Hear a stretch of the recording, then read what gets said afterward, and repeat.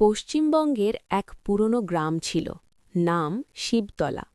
গ্রামটা খুব শান্ত, চারদিকে ধানক্ষেত আর মাঝখানে একটা বড় জঙ্গল।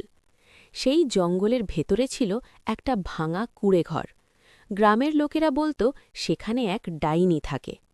অনেক বছর আগে সেই কুঁড়েঘরে থাকত এক মহিলা, তার নাম ছিল মায়া। প্রথমে সে খুব সাধারণ ছিল, কিন্তু একদিন গ্রামের কিছু লোক তাকে ডাইনি বলে অপবাদ দেয়। তারপর থেকেই সে গ্রামের বাইরে ওই জঙ্গলের ভেতর একা থাকতে শুরু করে। কিছুদিন পরে গ্রামের মানুষ অদ্ভুত ঘটনা দেখতে শুরু করল।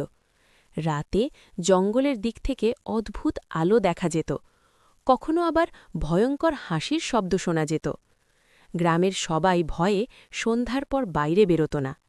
একদিন গ্রামের ৩ বন্ধু অমিত, রবি আর সঞ্জয় সিদ্ধান্ত নিল তারা সত্যিটা খুঁজে বের করবে।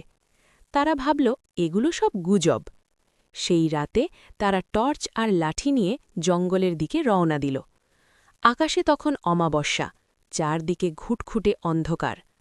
জঙ্গলের ভেতরে ঢুকতেই তারা অনুভব করল বাতাসটা যেন অদ্ভুত ঠান্ডা, চারদিকে ঝিঝি পোকার শব্দ।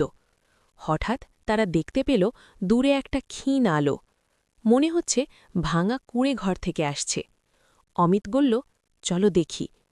তারা ধীরে ধীরে এগিয়ে গেল।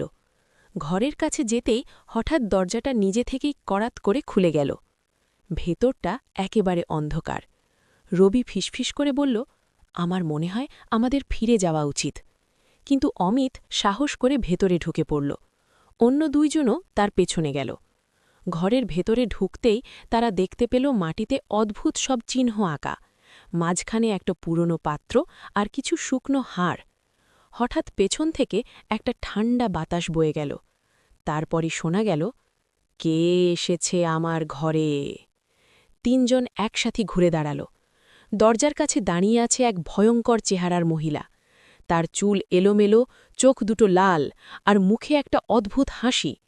সঞ্জয় কাঁপতে কাঁপতে বলল, ওটা মানুষ নয়। মহিলাটা ধীরে ধীরে তাদের দিকে এগোতে লাগল। তার পা যেন মাটিতে ছোঁয়াই না।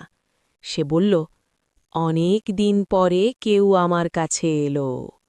রবি ভয়ে দৌড় দিতে গেল, কিন্তু দরজাটা হঠাৎ জোরে বন্ধ হয়ে গেল। তারা বুঝতে পারল এটা সেই ডাইনি। হঠাৎ ঘরের সব আলো নিভে গেল। অন্ধকারে শুধু ডাইনির লাল চোখ জ্বলজ্বল করছে। অমিত চিৎকার করে পড়ল, দৌড়াও! তারা জানালা ভেঙে বাইরে বেরিয়ে পড়ল, প্রাণপণে দৌড়াতে লাগল। জঙ্গল থেকে বেরিয়ে এসে তারা আর পেছনে তাকায়নি। পরদিন সকালে তারা গ্রামবাসীদের সব কথা বলল, কিন্তু গ্রামের বৃদ্ধরা শুধু একটা কথাই বলল, আমরা তো অনেক আগেই বলেছিলাম ওই জঙ্গলে ডাইনির বাস। তারপর থেকে গ্রামের কেউ আর সেই জঙ্গলের দিকে যায় না। কিন্তু আজও অমাবস্যার রাতে যদি কেউ সাহস করে জঙ্গলের কাছে যায়, তাহলে নাকি এখনও সেই কুঁড়েঘর থেকে ভেসে আসে এক ভয়ঙ্কর হাসি, হা হা হা হা। আর গ্রামের মানুষ জানে ডাইনিটা এখনও সেখানে আছে।